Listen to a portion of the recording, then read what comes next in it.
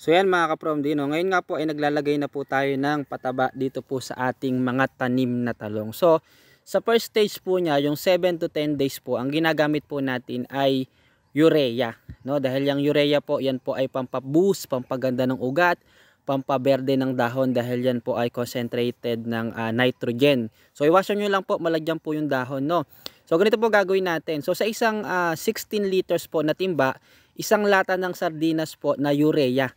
So tutunawin po natin yan mga ka-Promdino. Haluan po nating mabuti. So pagka after transplant po yun, no, 7 to 10 days after transplant, ito po yung ginagawa natin. Then after 2 weeks naman po, no, so 1 week after transplant, pwede na po nating lagyan ng tinunaw po na urea. 16 liters po, no, katumbas niyan po ay yung timba po ng mga pintura. So 16 liters po yan. Then yan, isang lata po ng sardinas na urea, tunawin lang po nating mabuti. Then pagkatunaw po nating mabuti, ay ididilig po natin yan sa mga puno po ng ating talong. So sa pagdidilig po natin, wag lang po natin masyadong ilalapit po doon sa puno ng talong, no?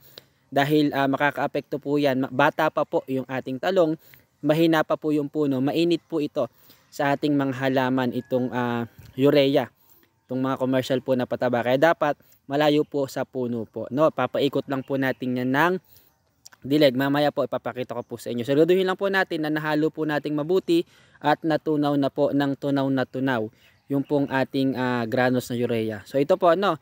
So sa isang lata ng sardinas din na sinalok po natin na tinunaw na urea, papaikot lang po natin, no? So yan, ginambulan na po natin yan, ginahukan na po natin, kaya buhaghag na buhag ang lupa, kaya tuloy na tuloy po yung inilagay po natin na abono. So bawat isang puno ay katumbas lang po ng isang lata ng tinunaw po na urea. So yan mga ka-Promdino, so lalagyan po natin bawat isang puno din.